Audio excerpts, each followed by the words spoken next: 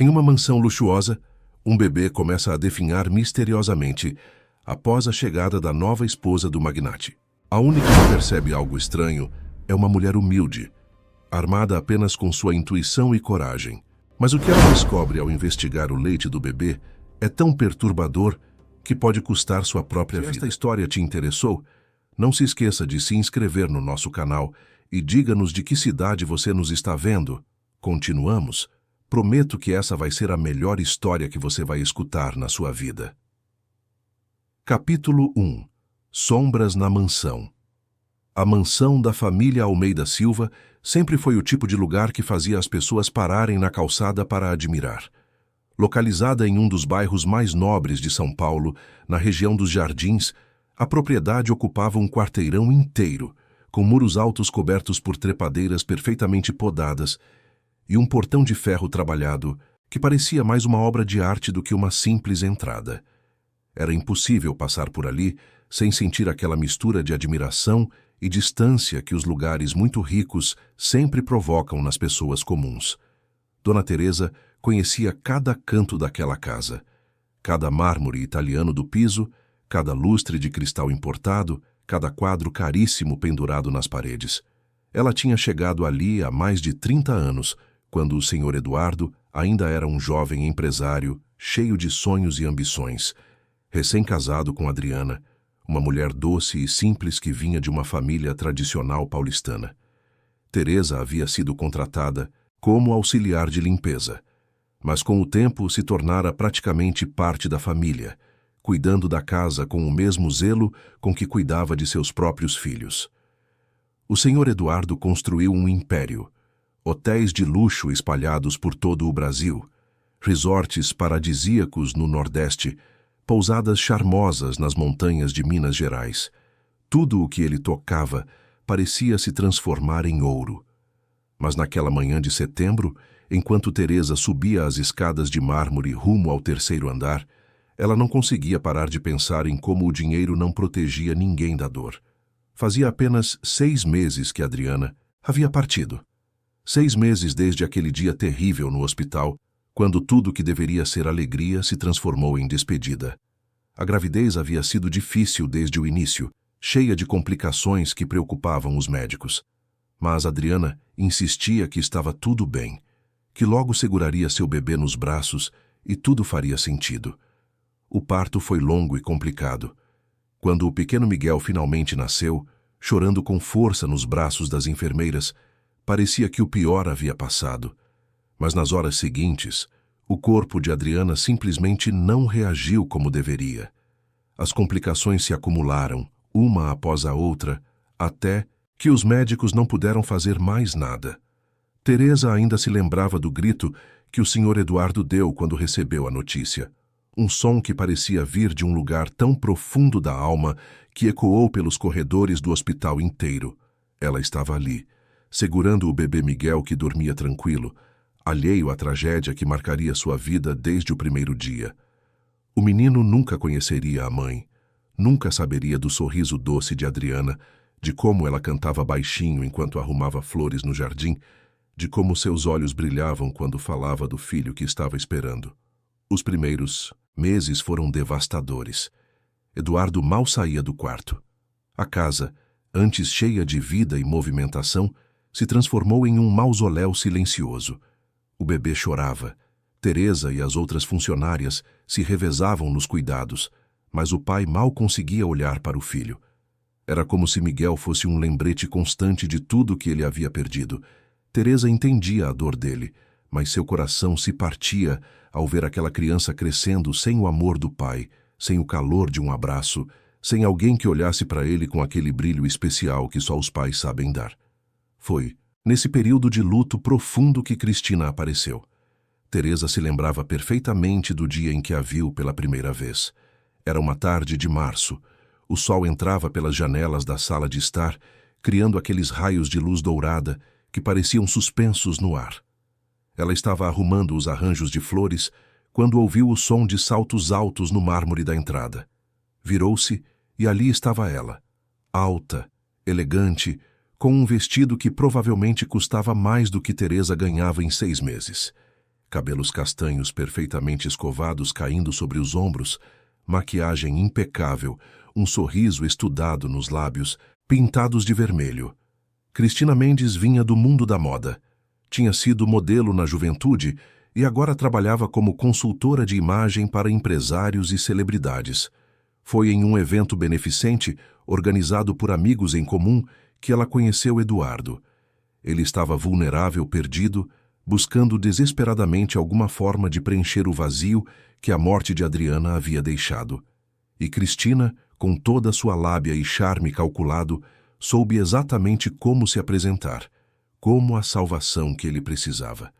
O namoro foi rápido, rápido demais, pensava Teresa, enquanto observava tudo de longe. Em menos de 3 meses, Cristina já estava praticamente morando na mansão.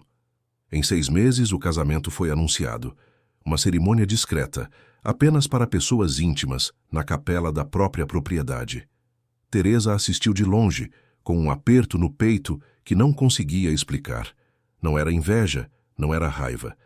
Era uma sensação estranha, como se algo estivesse errado, como se uma sombra tivesse se instalado sobre aquela casa. No início, Cristina parecia fazer bem ao Sr. Eduardo. Ele voltou a sair, a sorrir, a se vestir com mais cuidado. A casa recuperou parte de sua antiga movimentação, com jantares para clientes importantes e eventos sociais. Mas Teresa notava algo que a incomodava profundamente. Cristina evitava o pequeno Miguel como se ele fosse invisível. O bebê tinha acabado de completar 8 meses. Estava naquela fase adorável em que já sentava sozinho, balbuciava sons que pareciam querer ser palavras, esticava os bracinhos para quem se aproximava. Mas quando Cristina passava por ele, era como se nem o visse. Se o bebê chorava, ela fechava a porta do quarto e aumentava o volume da televisão. Se Teresa trazia Miguel para a sala, Cristina inventava uma desculpa e saía.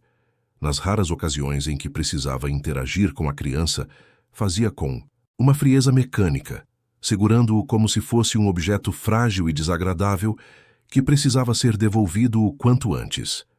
Eduardo parecia não perceber, ou talvez não quisesse perceber. Ele estava tão absorto em tentar reconstruir sua vida, em buscar algum sentido depois da tragédia, que não via o que acontecia bem debaixo do seu nariz. Teresa tentou comentar uma vez, de forma sutil, mas ele apenas sorriu cansado e disse que Cristina ainda estava se adaptando, que nem toda mulher nascia com o instinto materno que era preciso dar tempo. Mas o tempo só piorou as coisas. Foi Cristina quem sugeriu contratar uma enfermeira particular para cuidar de Miguel em tempo integral. Argumentou que o bebê precisava de cuidados profissionais, de alguém com formação adequada, que soubesse lidar com todas as necessidades de uma criança tão pequena.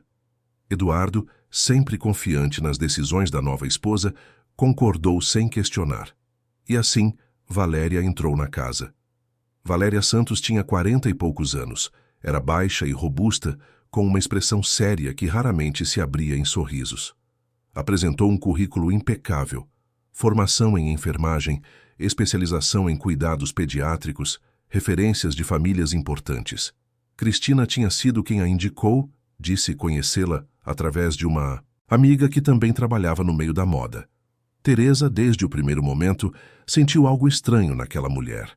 Era difícil explicar exatamente o que a incomodava.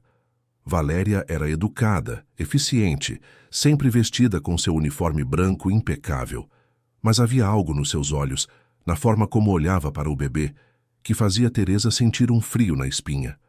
E pior ainda, era a forma como ela e Cristina conversavam, sempre em voz baixa, sempre interrompendo quando alguém se aproximava, trocando olhares que pareciam carregar segredos. As primeiras semanas com Valéria pareceram normais.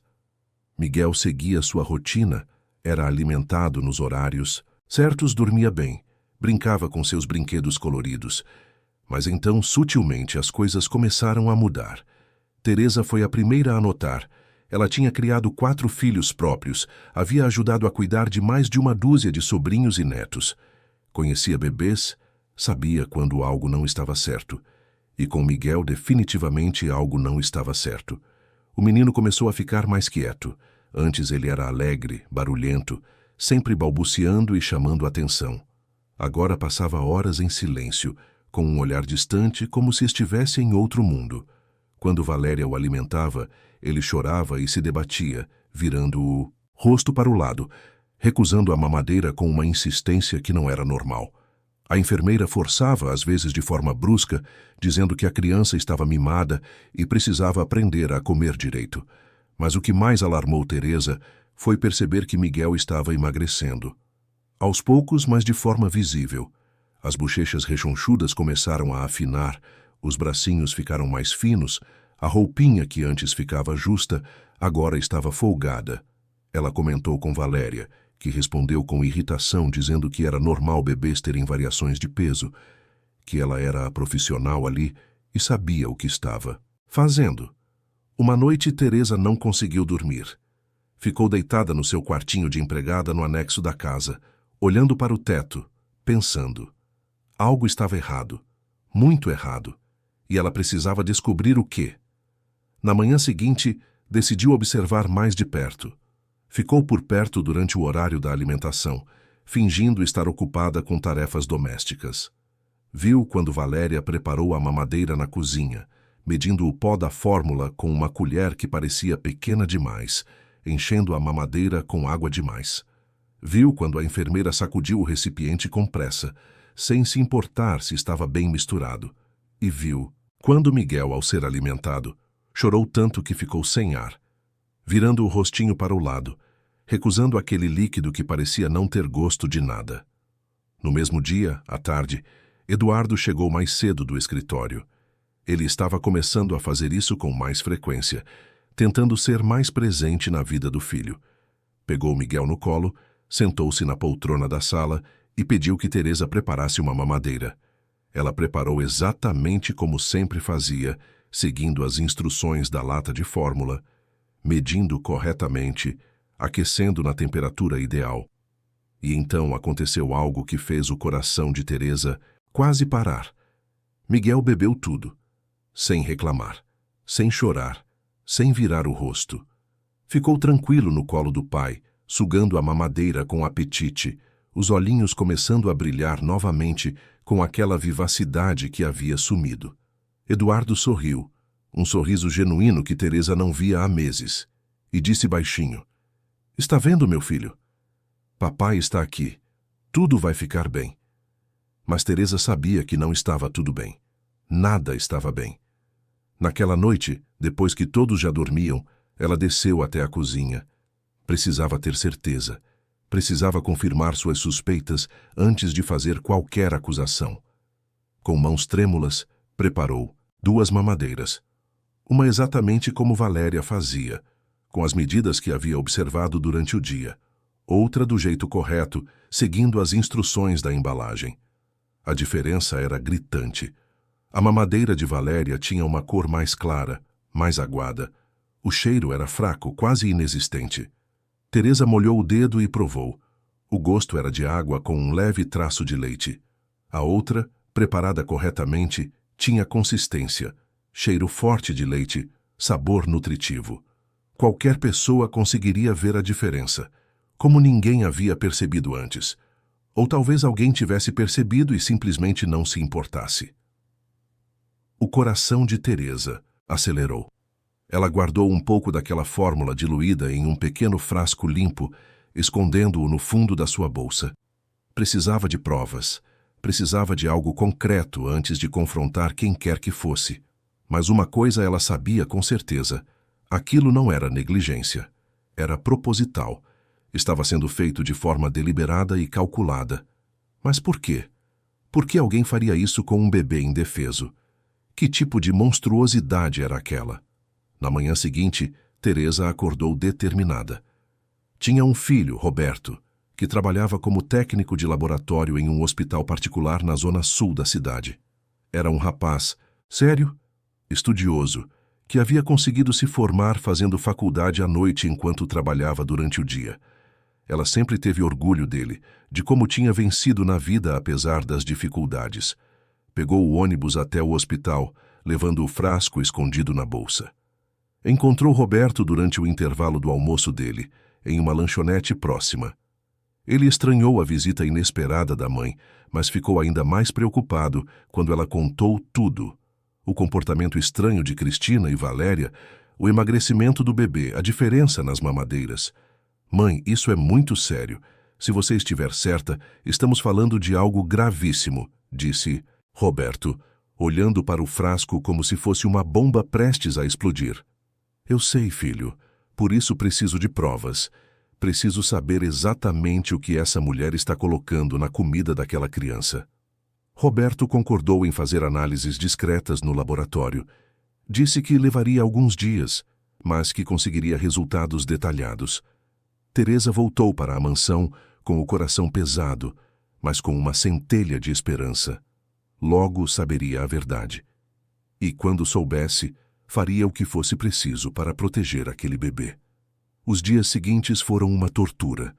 Teresa observava tudo com atenção redobrada, anotando mentalmente cada detalhe, cada conversa sussurrada entre Cristina e Valéria, cada vez que a enfermeira preparava a alimentação de Miguel. Ela começou a perceber um padrão.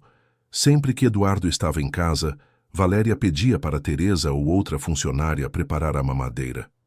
Mas quando ele saía para o trabalho, era ela mesma quem fazia, sempre com aquelas medidas erradas, sempre com pressa, sempre com aquela expressão fria no rosto.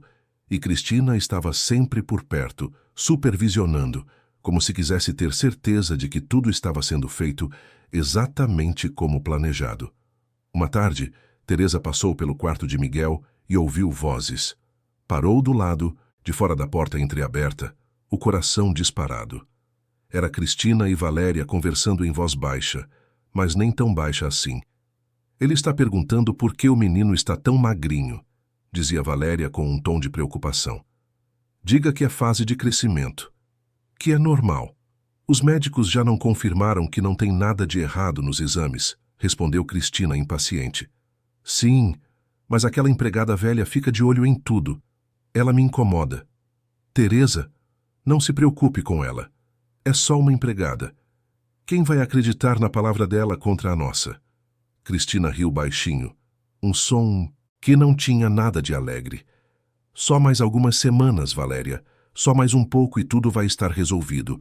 O bebê vai ficar fraco o suficiente, qualquer coisinha vai parecer natural, e então... A frase ficou suspensa no ar, mas Teresa não precisou ouvir o resto para entender. Suas pernas quase fraquejaram. Precisou se segurar na parede para não cair. Era pior do que imaginava, muito pior. Não era só negligência, era um plano frio e calculado para prejudicar aquele bebê. Para quê? Para herdar a fortuna de Eduardo? Para se livrar do único laço que ele ainda tinha com Adriana? Teresa se afastou da porta em silêncio, o coração batendo tão forte que parecia querer sair do peito. Precisava dos resultados do laboratório, precisava de provas concretas, mas principalmente precisava agir rápido, porque agora sabia que o tempo estava se esgotando para o pequeno Miguel. Aquela noite, deitada na cama, Teresa rezou como não rezava há anos. Rezou por força, por coragem, por proteção. Rezou para que seu filho conseguisse os resultados a tempo. Rezou para que Eduardo acreditasse nela quando contasse tudo. E rezou especialmente por Miguel, aquele bebê inocente que havia nascido em meio à tragédia e agora tinha sua vida ameaçada por pessoas que deveriam protegê-lo. A mansão dos Almeida Silva, que sempre havia sido um símbolo de poder e sucesso, agora guardava um segredo sombrio entre suas paredes de mármore e seus lustres de cristal. E Teresa, uma simples empregada que tinha dedicado 30 anos de sua vida àquela família, se via no centro de uma batalha que estava apenas começando. Ela não sabia ainda, mas nos próximos dias sua vida mudaria completamente. Descobriria até onde vai a maldade humana quando o dinheiro e o poder estão em jogo. Mas também descobriria que a coragem não precisa vir de grandes gestos e que às vezes as pessoas mais improváveis são aquelas que fazem a diferença entre a vida e a tragédia. Enquanto a noite avançava sobre São Paulo, com suas luzes infinitas e seu barulho constante, dentro da mansão dos Jardins tudo estava silencioso. Mas era o tipo de silêncio que antecede a tempestade. o tipo de silêncio que guarda segredos perigosos. E Teresa, deitada em seu quartinho simples, sabia que a tempestade estava prestes a começar. Capítulo 2. A verdade revelada. Os 3 dias seguintes foram os mais longos da vida de Teresa. Cada minuto parecia se arrastar como uma eternidade, enquanto ela esperava a ligação de Roberto com os resultados do laboratório.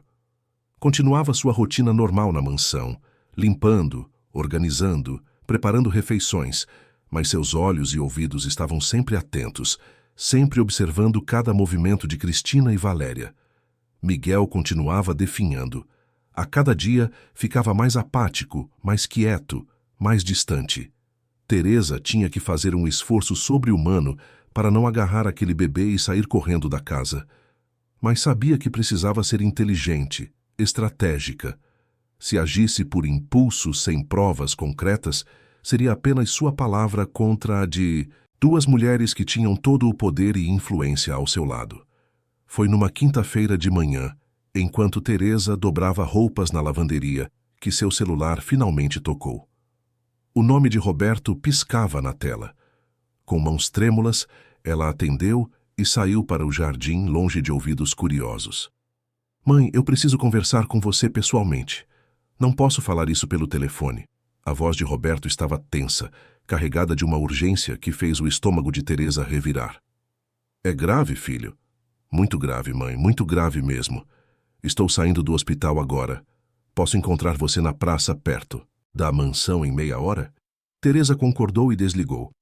Avisou na cozinha que precisava sair rapidamente para comprar alguns itens, pegou sua bolsa e praticamente correu até a praça que ficava a 3 quarteirões da mansão dos Almeida Silva. Era uma praça pequena, arborizada, frequentada por babás com carrinhos de bebê e idosos que vinham alimentar os pombos. Sentou-se em um banco à sombra de um ipê florido e esperou, o coração batendo descompassado. Roberto chegou 15 minutos depois, vestindo ainda o jaleco branco do hospital, carregando uma pasta de documentos. Sentou-se ao lado da mãe e, antes mesmo de dizer qualquer coisa, segurou as mãos dela com força. Teresa viu nos olhos do filho a confirmação de todos os seus piores medos. Mãe, o que você me entregou não é fórmula infantil. Quer dizer, tem traços de fórmula, mas está diluída em menos de 40% da concentração normal, começou Roberto, abrindo a pasta e mostrando papéis cheios de números e termos técnicos que Teresa não entendia completamente. Um bebê que recebe isso não está recebendo nutrição adequada. Ele vai começar a perder peso, ficar fraco, desenvolver deficiências nutricionais graves. Teresa sentiu uma onda de náusea, mesmo esperando por essa confirmação. Ouvir em voz alta era devastador. Mas tem mais, mãe. Muito mais, Roberto continuou, sua voz ficando ainda mais grave. Encontramos traços de substâncias sedativas na amostra, não em quantidade letal, mas o suficiente para deixar uma criança sonolenta, apática, sem energia para chorar ou reagir. Meu Deus do céu, Teresa sussurrou, levando as mãos ao rosto. Elas estão envenenando aquele menino, estão matando ele aos poucos. Tecnicamente, não é veneno no sentido tradicional, mas o efeito é o mesmo.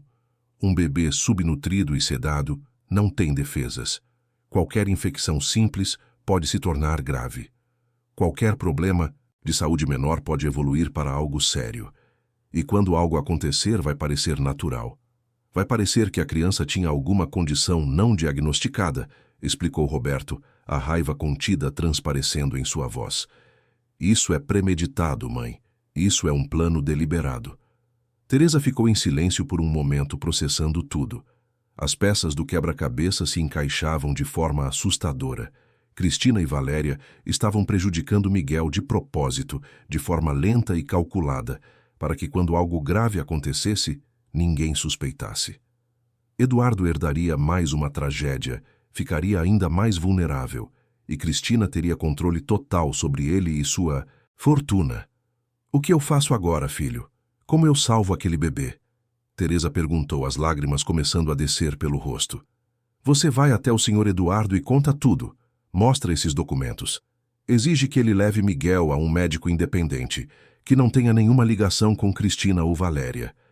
E se ele não acreditar, você vai à polícia. Isso é tentativa de homicídio, mãe. Não importa quem são essas mulheres ou quanto poder elas têm. Teresa assentiu, guardando os documentos na bolsa. Roberto a abraçou forte antes de voltar ao hospital, fazendo-a prometer que teria cuidado. Ela ficou mais alguns minutos na praça, reunindo coragem para o que estava prestes a fazer. Sabia que, ao confrontar Eduardo, estaria colocando sua própria segurança em risco. Mas quando pensava naquele bebê inocente, naqueles olhinhos que perdiam o brilho a cada dia, sabia que não tinha escolha. Voltou para a mansão com passos firmes, uma determinação nova queimando no peito. Eduardo estava no escritório, trabalhando em seu computador. Teresa bateu na porta, entrou sem esperar permissão e fechou a porta atrás de si. Ele ergueu os olhos, surpreso com a ousadia incomum da empregada. Senhor Eduardo, eu preciso falar com o senhor sobre uma coisa muito séria. Sobre o Miguel, disse Teresa, a voz firme apesar do medo que sentia. Eduardo franziu a testa, fechando o laptop e dando atenção total a ela. Teresa nunca havia entrado no escritório daquela forma, nunca havia interrompido seu trabalho. Ele percebeu que era algo importante. Sobre o Miguel. O que aconteceu? Ele está bem? Perguntou, uma pontada de preocupação atravessando seu rosto. Não, senhor. Ele não está bem.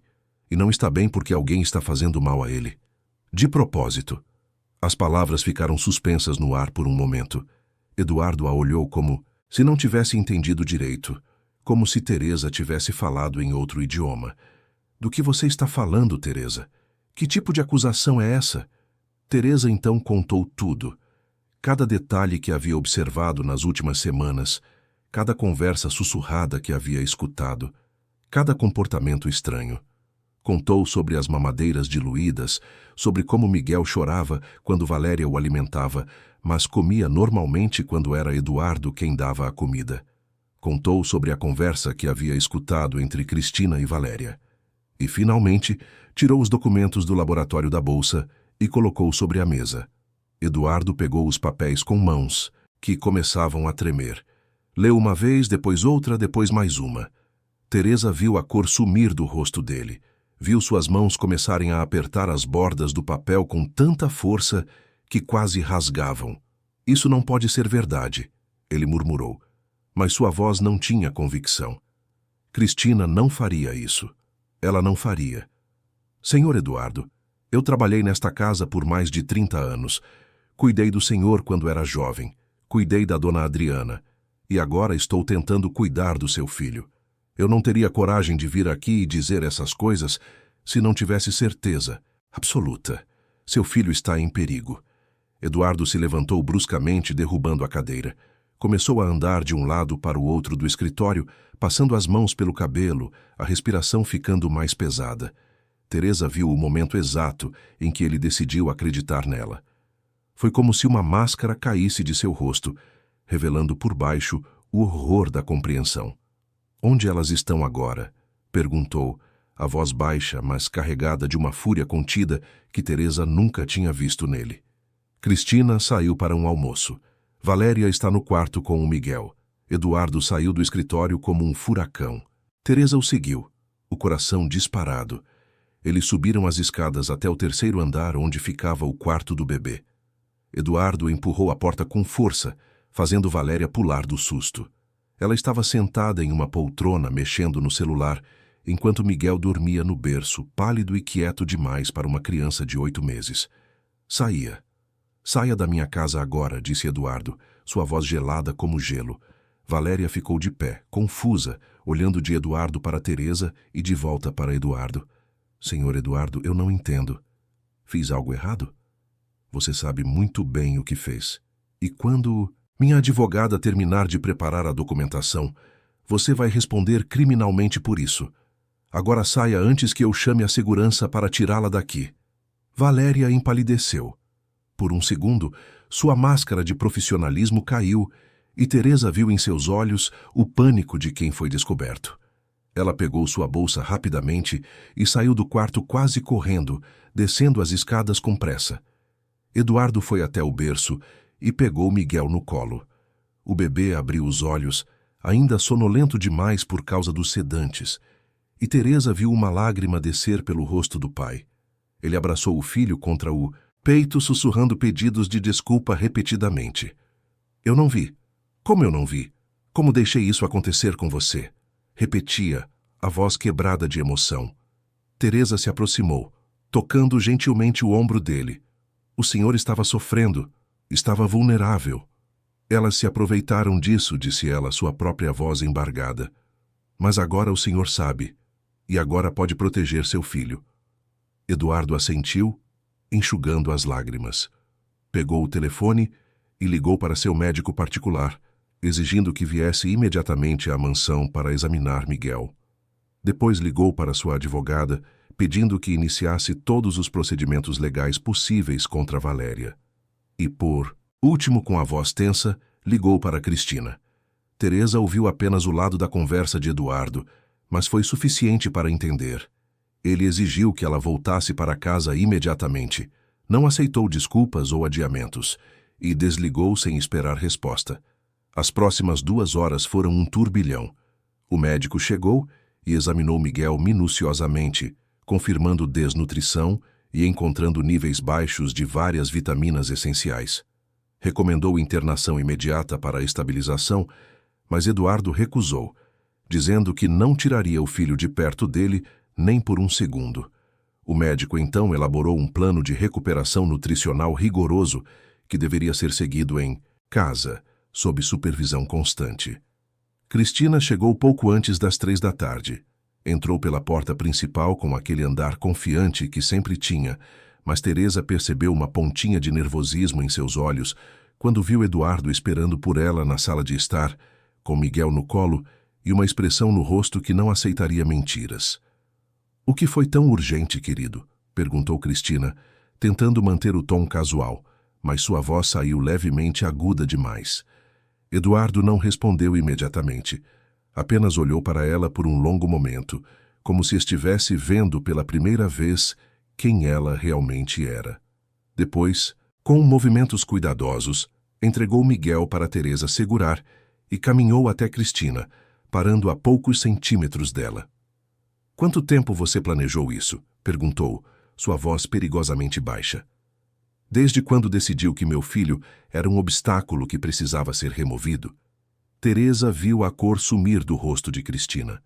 Por uma fração de segundo, ela pensou em negar, em fingir indignação. Mas algo no olhar de Eduardo a fez perceber que o jogo havia acabado. "Eu não sei do que você está falando", tentou ainda assim, mas sua voz não tinha força. Eduardo então jogou os documentos do laboratório sobre a mesa de centro. "Sabe sim, você e sua comparsa estavam envenenando meu filho, aos poucos de forma calculada, para que quando ele ficasse gravemente doente, ninguém suspeitasse. Você realmente achou que eu nunca descobriria?" Cristina olhou para os papéis, depois para Teresa, que segurava o bebê, depois de volta para Eduardo. Teresa viu o momento exato em que ela decidiu mudar de estratégia, passando da negação para o ataque. "Tudo bem. Você quer saber a verdade? Aquele bebê arruinou tudo. Ele matou Adriana e depois ficou aqui como um peso morto, sugando toda a sua atenção, todo o seu tempo. Você estava tão obcecado com seu luto que não conseguia seguir em frente. Eu só estava tentando liberar você disso." O silêncio que se seguiu foi ensurdecedor. Eduardo ficou olhando para Cristina como se estivesse diante de uma estranha, alguém que ele nunca tinha visto antes. E talvez fosse exatamente isso. "Saia da minha casa", disse ele finalmente, cada palavra cortante como vidro. "Pegue suas coisas e saia. Minha advogada vai entrar em contato sobre o divórcio e sobre as acusações criminais. Você não pode fazer isso comigo, eu sou sua esposa." "Tenho direitos", Cristina retrucou, mas agora sua voz tinha um tom de desespero. "Você tentou fazer mal a um bebê indefeso. Você não tem direito nenhum aqui, e se depender de mim, vai passar um bom tempo respondendo por isso na justiça." Cristina olhou ao redor, como se procurasse por alguém ou algo que pudesse salvá-la da situação. Seus olhos pousaram em Teresa, e neles havia uma raiva ardente que fez a mulher mais velha dar um passo instintivo para trás, apertando Miguel contra o peito. "Isso foi você, não foi?" sibilou Cristina, avançando na direção de Teresa. "Você não devia ter se metido nisso, sua..." "Chega!" Eduardo gritou, colocando-se entre Cristina e Teresa. "Você já fez mal o suficiente. Não vai chegar perto delas. Agora saia antes que eu chame a polícia."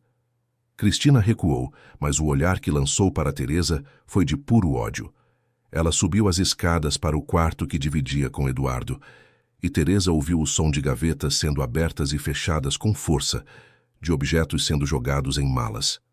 Meia hora depois, Cristina desceu carregando 2 malas grandes, passou pela sala sem olhar para ninguém e saiu pela porta da frente, batendo-a com força suficiente para fazer os quadros nas paredes tremerem. Quando o som do carro dela desapareceu na distância, Eduardo se deixou cair no sofá, parecendo ter envelhecido 10 anos em poucas horas. Teresa se aproximou e sentou ao lado dele, ainda segurando Miguel, que finalmente começava a se mostrar mais desperto, seus olhinhos observando tudo ao redor com mais atenção. "Eu fui um idiota, Teresa. Um idiota completo", disse Eduardo, a voz carregada de culpa. "Como eu não vi quem ela realmente era? Como deixei meu filho ficar em perigo? O senhor estava em luto, estava vulnerável." "Ela se aproveitou disso", repetiu Teresa gentilmente. "Mas agora acabou. Miguel está seguro. Que vai ficar bem." Eduardo assentiu, mas Teresa sabia que aquilo estava longe de acabar. Ela havia feito inimigos poderosos, mulheres que não aceitariam a derrota facilmente, e a preocupação em seus olhos mostrava que ela sabia exatamente o que estava por vir. Naquela noite, depois que Miguel foi colocado para dormir no berço, com Eduardo insistindo em ficar ao lado dele, Teresa voltou para seu quartinho no anexo da casa. Estava exausta, emocional e fisicamente esgotada, mas também sentia uma sensação de alívio. Havia feito a coisa certa. Havia salvado aquele bebê. Estava prestes a deitar quando seu celular vibrou. Era uma mensagem de um número desconhecido. Com o coração acelerando, ela abriu. "Você vai se arrepender de ter se metido onde não foi chamada. Vai pagar caro por isso." As mãos de Teresa tremeram segurando o telefone. Não tinha dúvida de quem havia enviado a mensagem e sabia que não era uma ameaça vazia. Cristina tinha recursos, contatos, poder. E agora tinha também um motivo para vingança. Teresa apagou a luz do quarto e deitou, mas sabia que não dormiria naquela noite. As sombras na mansão dos Almeida Silva haviam sido expostas à luz, mas agora outras sombras, talvez ainda mais perigosas, começavam a se formar. A batalha pela vida de Miguel havia sido vencida, mas a guerra estava apenas começando. Capítulo 3. Sob ameaça. Os dias seguintes à expulsão de Cristina foram uma montanha-russa de emoções para todos na mansão dos Almeida Silva. Miguel começou a mostrar sinais de melhora quase imediatamente. Com a alimentação adequada e sem os sedantes, o bebê voltou a ser mais ativo, mais barulhento, mais presente. Seus olhinhos recuperaram o brilho, as bochechinhas começaram a ganhar volume novamente, e ele voltou a estender os bracinhos pedindo colo, balbuciando sons alegres que enchiam a casa de vida. Eduardo estava transformado. Era como se a descoberta da verdade sobre Cristina o tivesse despertado de um transe. Ele tirou uma licença do trabalho para ficar em casa cuidando pessoalmente de Miguel. Contratou uma nutricionista pediátrica que vinha todos os dias para acompanhar a recuperação do bebê. E pela primeira vez desde a morte de Adriana, Teresa o via sorrir de verdade ao olhar para o filho. Mas nem tudo eram flores. A ameaça que Teresa havia recebido no celular foi apenas a primeira de muitas. Nos dias que se seguiram, as mensagens se tornaram mais frequentes e mais específicas. Algumas vinham de números diferentes, sempre bloqueados, sempre no meio da noite quando Teresa estava tentando dormir. "Você acha que está segura aí? Nós sabemos onde você mora. Sabemos onde seus filhos trabalham. Sabemos tudo sobre você. Uma empregada intrometida que não sabe o seu lugar. Vai aprender a se manter longe de assuntos que não lhe dizem respeito. Aproveite enquanto pode. Tudo o que você ama pode desaparecer num piscar de olhos. Teresa tentava ignorar, apagar as mensagens sem ler completamente, mas era impossível não sentir o medo crescendo como uma sombra fria em seu peito. Ela contou para Eduardo, que imediatamente envolveu sua equipe de segurança e registrou um boletim de ocorrência na delegacia, mas ambos sabiam que provas de mensagens anônimas eram difíceis de rastrear e que a polícia tinha casos mais urgentes para resolver. Foi Roberto quem primeiro percebeu que as ameaças não eram apenas virtuais. Uma noite, ao sair do hospital após seu turno, ele notou um carro preto estacionado em frente à sua casa. Não seria nada demais, não fosse o fato de que o mesmo carro estava ali há 3 noites seguidas, sempre com alguém dentro, sempre observando. Quando Roberto tentou se aproximar para confrontar quem estava ali, o carro arrancou em alta velocidade. "Mãe, eu acho que estou sendo seguido", ele contou para Teresa pelo telefone, tentando manter a voz calma, mas sem conseguir esconder a preocupação. "Esse carro aparece todo dia. E hoje no hospital, uma mulher que eu nunca vi antes me abordou no estacionamento, dizendo que eu devia ter mais cuidado com as análises que faço. Que às vezes mexer onde não deve pode trazer problemas." Teresa sentiu o sangue gelar nas veias. Elas não estavam apenas ameaçando, estavam mostrando que podiam alcançar sua família, que sabiam onde eles estavam, o que faziam. Era uma intimidação psicológica calculada para fazê-la recuar, para fazê-la questionar se havia valido a pena se envolver. Mas Teresa não era de recuar. Contou tudo para Eduardo naquela mesma noite, e ele, vendo a seriedade da situação, tomou uma decisão que mudaria tudo. "Teresa, eu não posso deixar você e sua família em perigo por terem feito a coisa certa. Não depois de tudo que você fez por nós", disse Eduardo, sentado em seu escritório com Teresa à sua frente. "Quero oferecer proteção total para você e seus filhos. E quero que você e sua família venham morar aqui na mansão." Teresa ficou sem palavras. Morar na mansão? Ela, que sempre foi empregada, que sempre manteve sua vida pessoal separada de seu trabalho, agora estava sendo convidada a trazer toda a sua família para dentro daquele mundo de luxo e perigo? "Senhor Eduardo, eu não posso aceitar isso. Já é demais o que o senhor está fazendo. E meus filhos, eles têm suas vidas, seus trabalhos. Exatamente por isso que estou oferecendo. Eles têm suas vidas e eu quero garantir que essas vidas estejam seguras", interrompeu Eduardo, levantando-se e caminhando até a janela que dava para os jardins. "Cristina tem conexões, Teresa. Ela conhece gente poderosa, gente perigosa. Se ela decidir se vingar, não vai ser apenas com mensagens de texto. Aqui, com minha equipe de segurança, com câmeras em todos os cantos, com seguranças na portaria, vocês estarão protegidos. E pelo resto da vida vamos viver com medo? Sempre olhando por cima do ombro?" perguntou Teresa, a voz cansada. "Não, porque enquanto isso, minha advogada está juntando todas as provas necessárias para garantir que Cristina e Valéria respondam criminalmente pelo que fizeram. Os resultados do laboratório, as gravações das câmeras de segurança da casa, mostrando como Valéria preparava as mamadeiras, tudo está sendo compilado. Quando o processo criminal começar, elas vão estar muito ocupadas defendendo a própria liberdade para pensar em vingança." Teresa queria acreditar nisso. Queria acreditar que a justiça funcionaria, que pessoas com dinheiro e poder também respondiam por seus crimes. Mas tinha vivido tempo suficiente para saber que nem sempre as coisas funcionavam assim.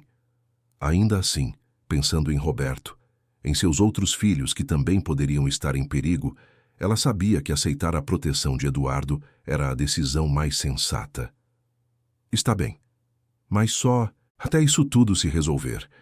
Não quero ser um fardo para o senhor", disse ela finalmente. Eduardo sorriu, e havia uma gratidão genuína naquele sorriso.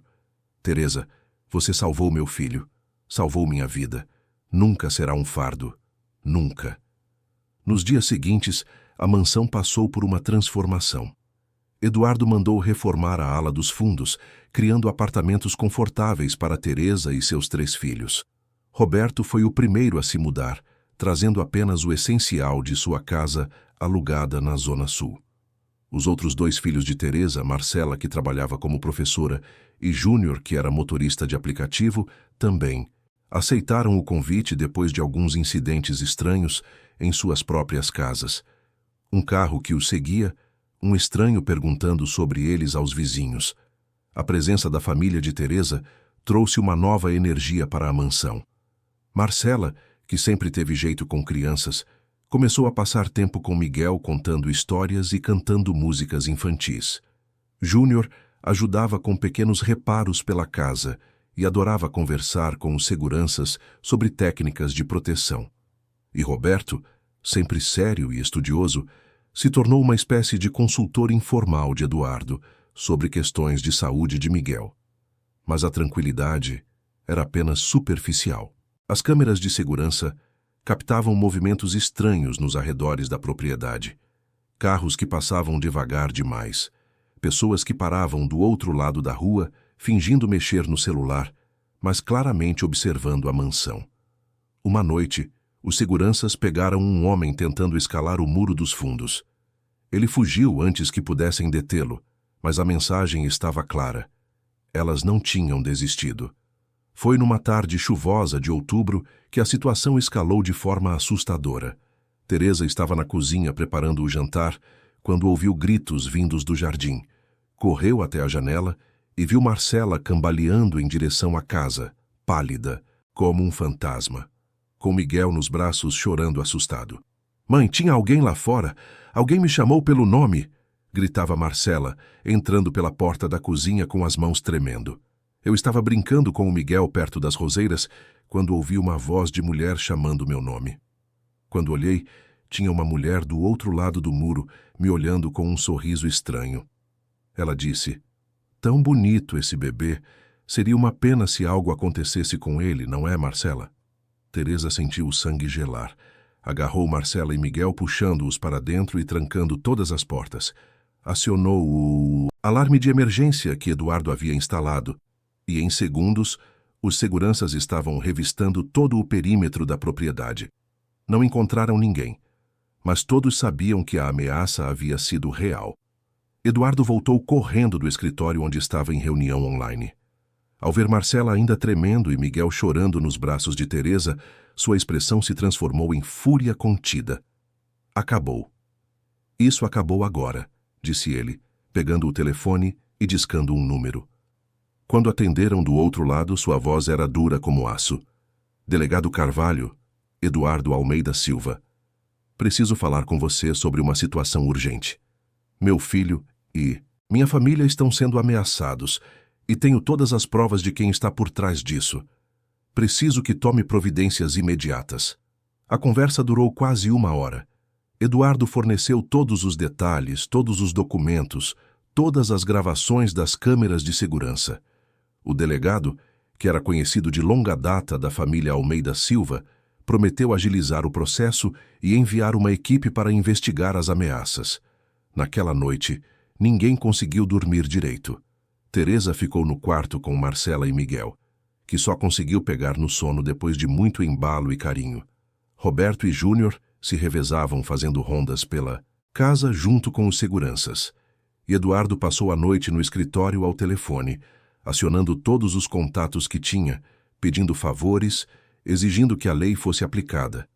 Foi na manhã seguinte que as coisas finalmente começaram a andar.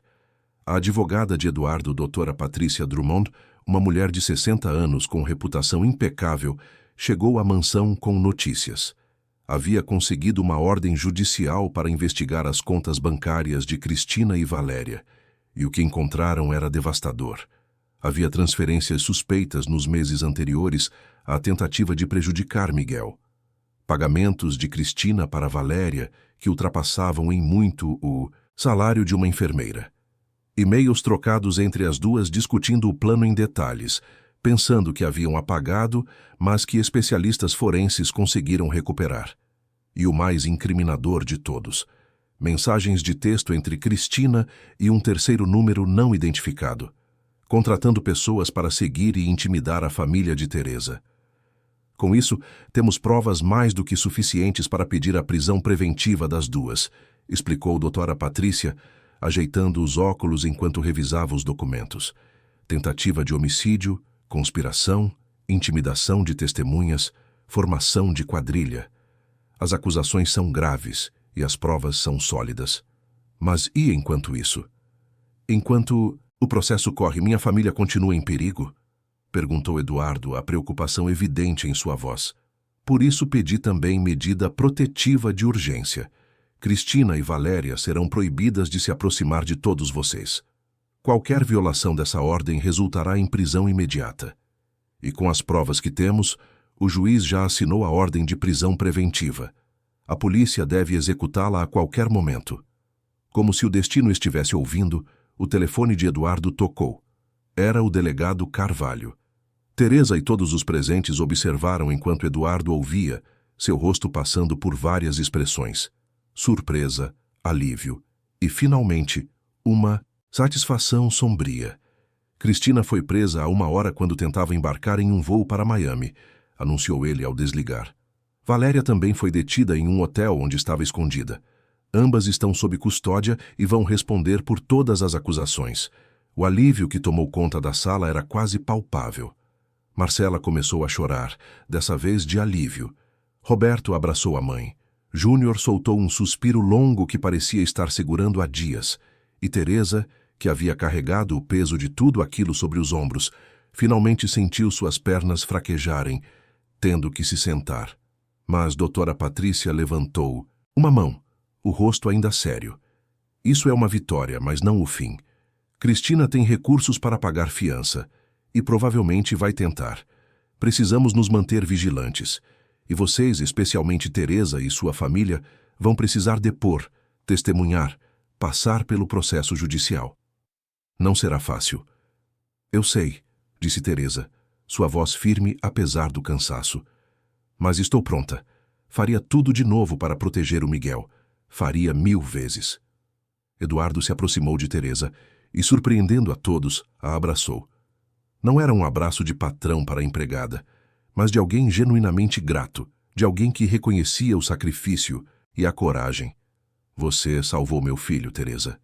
Me salvou também. E eu prometo que vou fazer tudo ao meu alcance para proteger você e sua família. Isso eu juro.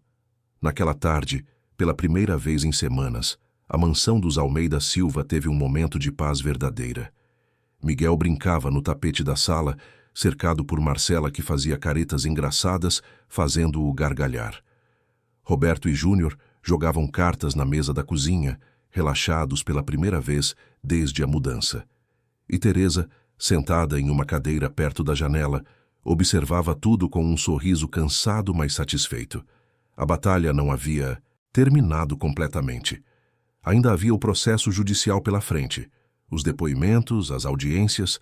Cristina provavelmente tentaria todos os recursos possíveis, usaria todo o seu dinheiro e influência para escapar das consequências. Mas o mais importante já havia sido conquistado. Miguel estava seguro. E Teresa havia provado que coragem não tem a ver com poder ou dinheiro, mas com fazer a coisa certa mesmo quando o preço é alto. Enquanto o sol se punha sobre São Paulo, pintando o céu de tons alaranjados e roxos, Teresa pensava em Adriana, a doce mulher que havia perdido a vida trazendo Miguel ao mundo. Pensava em como ela teria orgulho de ver seu filho crescendo forte e saudável, protegido não apenas pelo pai, mas por toda uma família que havia se unido em seu nome. A mansão, que havia sido palco de tanta tristeza e traição, agora abrigava esperança novamente. E Teresa, a simples empregada que nunca imaginou se ver no centro de tamanha turbulência, descobriu que às vezes os heróis mais improváveis são aqueles que simplesmente se recusam a ficar em silêncio diante da injustiça. A noite caiu completamente, e as luzes da mansão se acenderam uma a uma, como pequenas estrelas terrestres. Dentro daquelas paredes, uma família improvável se reunia para o jantar, e pela primeira vez em muito tempo, havia risos sinceros ecoando pelos corredores de mármore. O caminho ainda seria longo, mas o pior já havia passado, e juntos eles enfrentariam o que viesse pela frente. Capítulo 4. Recomeços. 6 meses haviam se passado desde aquele dia em que Cristina e Valéria foram presas. 6 meses de audiências, depoimentos, perícias e um processo judicial que havia mobilizado a atenção da mídia e da sociedade paulistana. O caso da mulher que tentou prejudicar o enteado para herdar a fortuna do marido virou manchete em todos os jornais, foi tema de debates em programas de televisão e gerou discussões acaloradas nas redes sociais. Teresa nunca imaginou se ver no centro de tanta atenção. Repórteres tentavam entrevistá-la. Câmeras a seguiam quando saía da mansão para ir ao mercado. No início foi assustador, invasivo. Mas doutora Patrícia Drummond a orientou a dar apenas uma entrevista, controlada e cuidadosamente planejada, onde Teresa contou sua história com simplicidade e dignidade. A repercussão foi imensa. De uma hora para outra, ela se tornou um símbolo de coragem, a empregada humilde que desafiou os poderosos para salvar uma criança inocente. Mas para Teresa, nada daquilo importava tanto quanto ver Miguel crescendo saudável e feliz. O bebê agora tinha 1 ano e 3 meses. Estava começando a dar seus primeiros passos cambaleantes, apoiando-se nos móveis e gargalhando cada vez que conseguia dar 2 ou 3 passos sem cair. Suas bochechas estavam rosinhas e rechonchudas. Os olhos brilhavam com inteligência e curiosidade, e ele havia se tornado uma criança alegre que espalhava sorrisos por onde passava. Eduardo era um pai transformado. Havia deixado de ser o empresário workahólico e distante para se tornar presente, atencioso, apaixonado pelo filho. Todas as manhãs, antes de ir para o escritório, passava pelo menos 2 horas brincando com Miguel. Trocava fraldas, dava comida, cantava músicas infantis desafinadas que faziam o menino rir. E nos finais de semana, a mansão se enchia de vida com brincadeiras no jardim, piqueniques na grama e longos momentos de pai e filho simplesmente aproveitando a companhia um do outro. A relação entre Eduardo e Teresa também havia mudado. Ela não era mais apenas a empregada. Havia se tornado parte essencial daquela família. Uma espécie de avó honorária para Miguel, conselheira para Eduardo, pilar de força em momentos difíceis. Eduardo insistiu em aumentar substancialmente seu salário e em garantir que ela e seus filhos tivessem tudo o que precisassem. Mas mais importante que o dinheiro era o respeito, a gratidão genuína, o reconhecimento de que ela havia feito a diferença entre a vida e a tragédia. O julgamento de Cristina e Valéria foi marcado para uma terça-feira de abril. O tribunal estava lotado, com jornalistas, curiosos e até algumas personalidades da alta sociedade que conheciam a família Almeida Silva.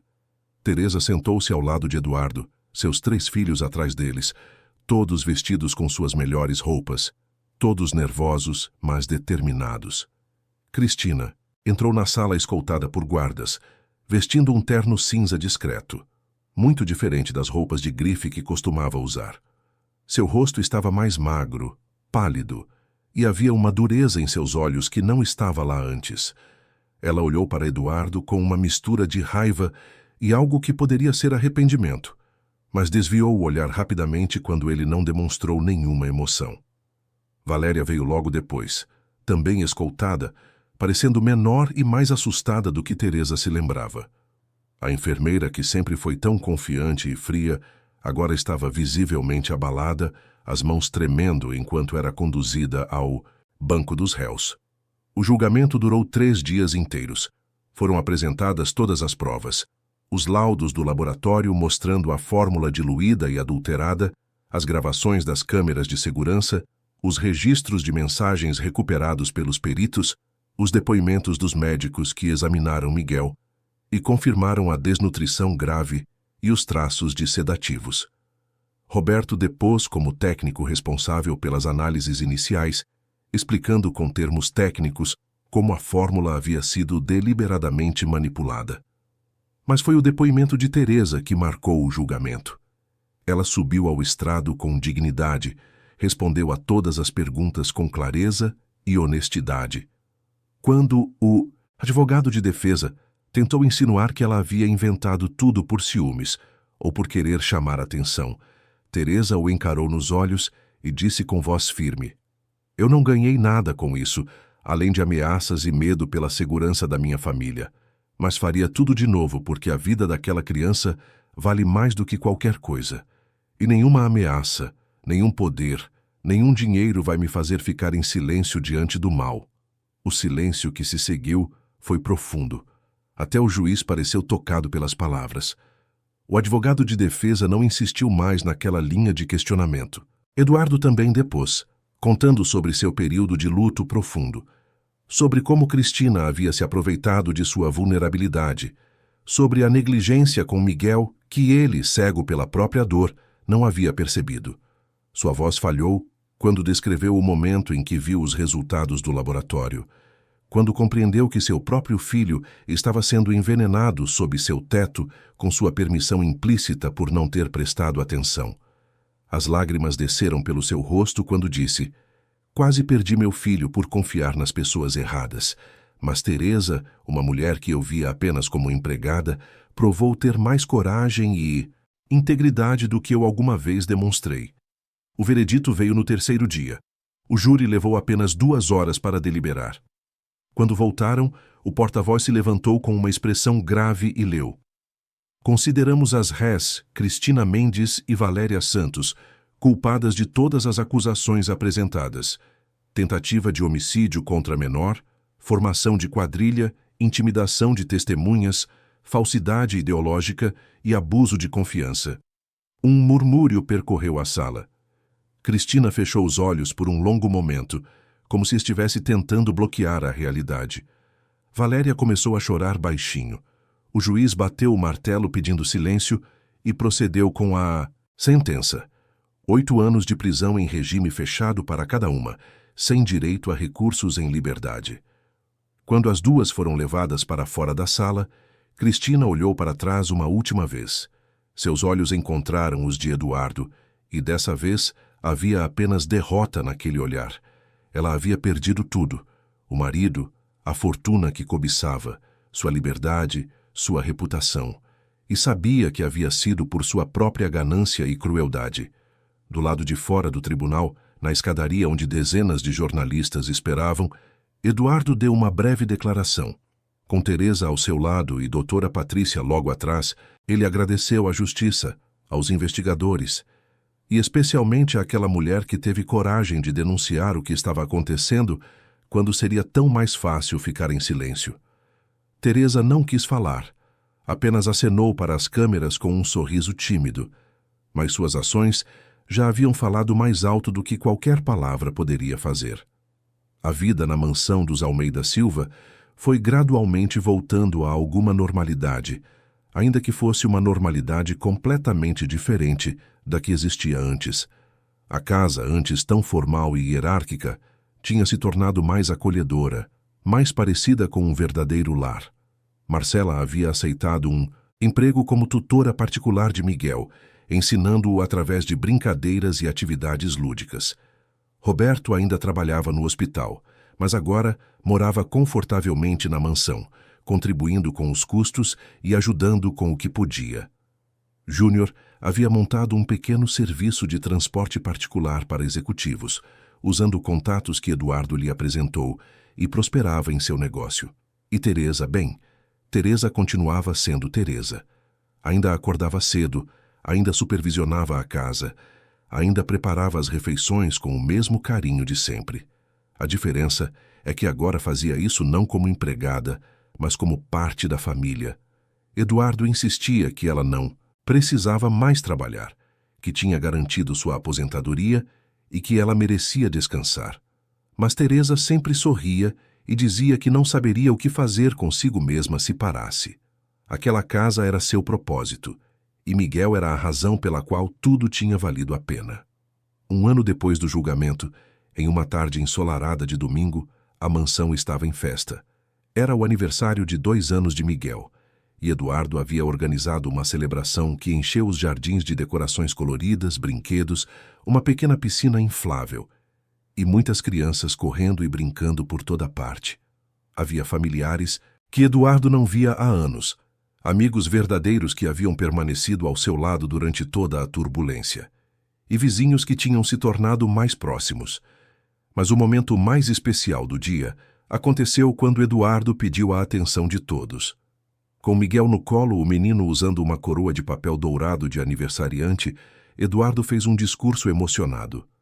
Há 2 anos, quando meu filho nasceu, eu estava mergulhado em uma escuridão tão profunda que achei que nunca mais veria luz. Perdi a mulher que amava e, na minha dor, quase perdi meu filho também. Mas uma pessoa extraordinária, se recusou a ficar em silêncio. Se recusou a aceitar que algo terrível acontecesse sob este teto. Começou, sua voz falhando um pouco. Ele olhou para Teresa, que estava de pé ao lado de Marcela, enxugando discretamente uma lágrima que escorria pelo rosto. Teresa, você não apenas salvou a vida do Miguel, você salvou a minha também. Me mostrou o que é verdadeira coragem, verdadeira integridade. E hoje, neste dia especial, quero formalizar algo que já é realidade há muito tempo. Ele fez um sinal para a doutora Patrícia, que se aproximou com um envelope. Estes são documentos que fazem de você, oficialmente, a tutora legal de Miguel caso algo aconteça comigo. Ele estará sob seus cuidados, sob sua proteção, porque sei que não há ninguém no mundo que amaria e cuidaria dele melhor do que você. O silêncio que se seguiu foi quebrado pelo aplauso emocionado de todos os presentes. Teresa levou as mãos ao rosto, as lágrimas agora caindo livremente. Seus filhos a abraçaram, rindo e chorando ao mesmo tempo. Eduardo se aproximou e estendeu os documentos para ela. Eu não mereço isso, Sr. Eduardo. Eu só fiz o que qualquer pessoa decente faria, disse Teresa, a voz embargada. Não, Teresa. Você fez o que pessoas corajosas fazem, e por isso Miguel e eu seremos eternamente gratos. Miguel, alheio à gravidade do momento, começou a bater palminhas e gritar animado, fazendo todos rirem. A festa continuou com música, comida, brincadeiras e muita alegria. E enquanto observava tudo de um canto do jardim, Teresa pensou em como a vida era imprevisível. Ela, que havia chegado naquela casa há mais de 30 anos como uma simples auxiliar de limpeza, agora era considerada parte essencial daquela família, tutora legal do herdeiro dos Almeida Silva. Mas mais do que títulos ou documentos, o que importava para Teresa era o sorriso no rosto de Miguel, a forma como ele corria até ela de braços abertos, gritando "Vó Tetê", como havia começado a chamá-la. Era o abraço de Eduardo quando chegava do trabalho, o respeito nos olhos de seus próprios filhos, que viam nela um exemplo de força e dignidade. Era saber que tinha feito a diferença, que sua coragem havia salvado uma vida e transformado muitas outras. Enquanto o sol começava a se pôr, pintando o céu de tons alaranjados e dourados, a festa foi chegando ao fim. As crianças foram embora, cansadas mas felizes. Os adultos se despediram com abraços calorosos, e aos poucos a mansão foi voltando ao seu silêncio habitual. Mas era um silêncio bom, pacífico, o silêncio de um lugar onde não havia mais segredos sombrios escondidos, apenas amor e gratidão. Eduardo colocou Miguel para dormir, cantando baixinho uma canção de ninar que Adriana costumava cantar. O menino adormeceu rapidinho, exausto de tanta brincadeira e excitação. Eduardo ficou ali por um longo momento, apenas observando o filho dormir, maravilhado com cada detalhe daquele rostinho perfeito. Quando desceu de volta para a sala, encontrou Teresa arrumando os últimos vestígios da festa. Ele se aproximou e gentilmente tirou a bandeja de suas mãos. Chega de trabalhar por hoje. Venha, vamos sentar um pouco. Eles se sentaram no sofá da sala, um silêncio confortável entre eles. Pela janela, viam as luzes da cidade piscando ao longe, o movimento constante de São Paulo que nunca parava. Sabe, Teresa, eu passei muito tempo achando que sucesso era medido por hotéis construídos, por dinheiro no banco, por influência e poder, disse Eduardo, quebrando o silêncio. Mas descobri que estava completamente errado.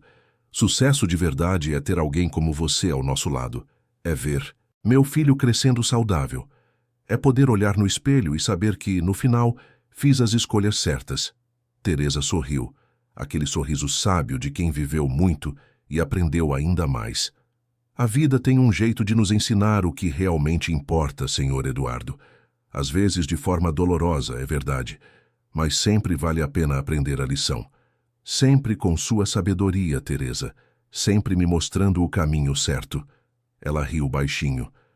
Eu não tenho sabedoria nenhuma, só tenho experiência de quem já sofreu bastante e aprendeu que no final das contas o que fica é o amor que a gente dá e recebe. O resto é só detalhe. Eduardo assentiu, pensativo.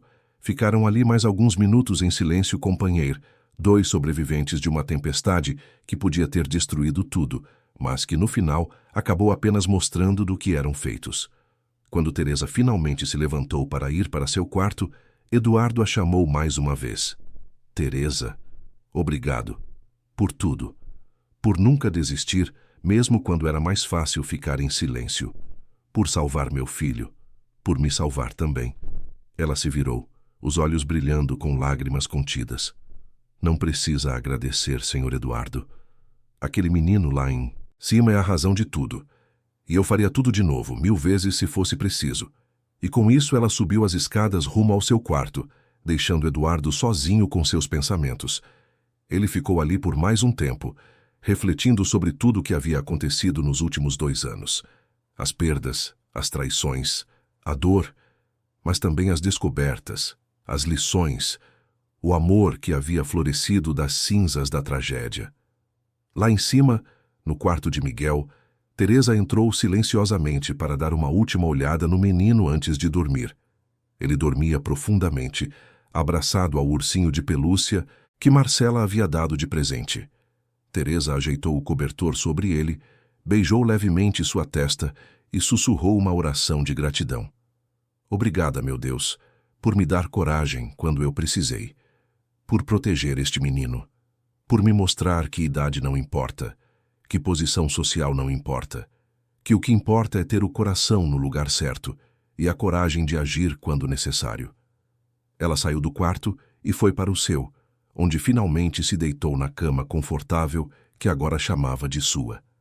Antes de apagar a luz, olhou pela janela para as estrelas que brilhavam no céu de São Paulo, raramente visíveis por causa da poluição luminosa, mas naquela noite especialmente brilhantes, e pensou em Adriana, a doce mulher que não teve a chance de ver seu filho crescer, mas que de alguma forma, Teresa tinha certeza, estava ali, protegendo e abençoando aquele menino de onde quer que estivesse. Pensou também em todas as Teresas do mundo, as mulheres simples que trabalham duro, que criam seus filhos com dignidade, que mesmo sem poder ou dinheiro, têm a coragem de fazer a diferença quando é preciso. A história da mansão dos Almeida Silva poderia ter terminado, em tragédia, mais uma história triste de ganância e crueldade. Mas não terminou assim. Terminou com amor, com justiça, com uma família que se reconstruiu das ruínas e se tornou mais forte do que nunca. Terminou com Miguel dormindo tranquilo, protegido por um pai que aprendeu a verdadeira importância de ser presente, e por uma mulher que provou que os heróis mais improváveis são muitas vezes os mais verdadeiros. E assim, enquanto a noite cobria São Paulo com seu manto de estrelas e luzes, a mansão dos Jardins descansava em paz. Não havia mais sombras escondidas, não havia mais segredos perigosos. Apenas uma família, unida não pelo sangue, mas pelo amor e pela gratidão, dormindo tranquilamente, sabendo que o amanhã traria novos desafios, mas que juntos, sempre juntos, conseguiriam superar qualquer coisa.